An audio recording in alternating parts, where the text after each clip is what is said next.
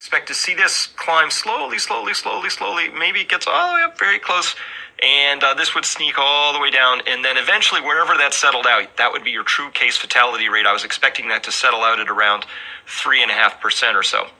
The difficulty is what happens when we run this chart forward from March 7th onward, and we see something that I totally was not expecting to find, which is that this death rate has now climbed back up again, and it now seems to be settling right around the 21% mark, last reading of 20.92% on April 14th. So this is a very odd sort of a finding here. I was not expecting this upward curve to this chart. So if anybody has an explanation for that, please get back to me. I've been thinking this through. I don't have a lot of great explanations for that. One is maybe we're only testing serious cases now, so we're missing a lot of cases, and so there aren't as many people to quote unquote recover because we're actually testing only for people who are really serious, like they come to the hospital and they're already like can't breathe. We test them. Maybe that would explain that. So we actually have an unnaturally low denominator in this case because we're not including a lot of people who have authentically recovered who just weren't caught anywhere in the system yet.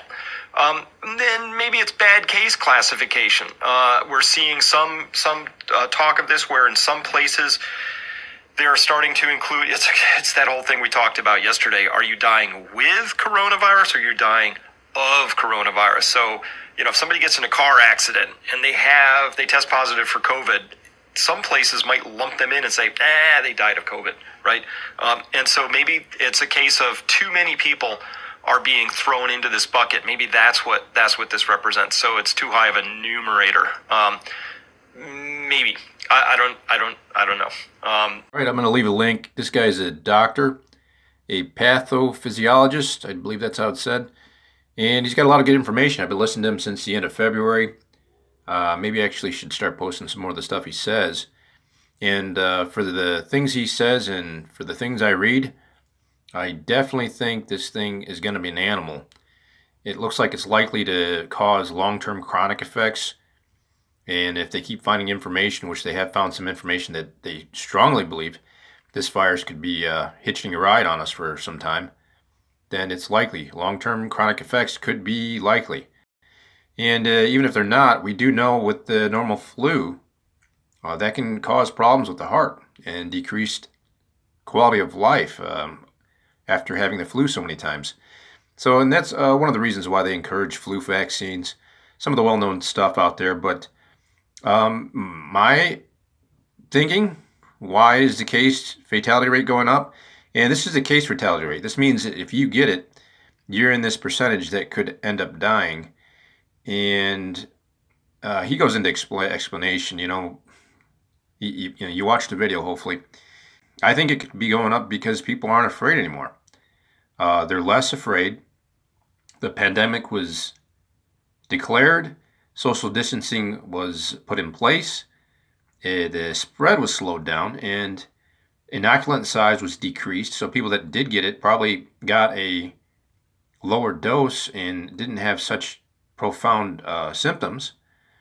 But in some cases where people have to work in really populated areas, such as my cousin, prison guards, prison officers, it's likely you're going to get heavily inoculated. And when things go back into play and people are bunched up together again, the inoculant size will increase.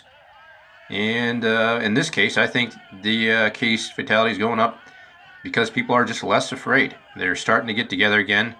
They're just, we are free.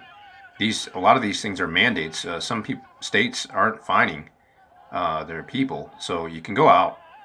So I really think that's the case, that people just aren't afraid anymore.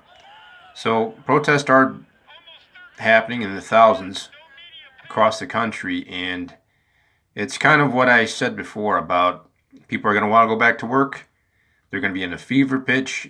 3 months about has almost gone by since the beginning of this thing, and we haven't actually been in lockdown for 3 months, but here it is.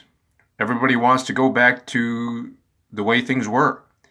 And for those believers that really just have a lot of faith and understand some of these scriptural things, this freedom they want. It's really a spiritual struggle. So thanks for watching. I can't beat it. And I am a metaphor, Sanjay, for the country, where not just the face of how people are sick, there's a whole range. I'm saying I'm ready to get out of the basement. I'm sick of being sick. I've had it. I want to get back to work, but I'm not ready. And I don't have a plan to be ready. Yeah. That's where we are right now. And it's like the president saying, no, I'm good. Get out, Chris. Go do your job. You're good to go. I'll get people sick.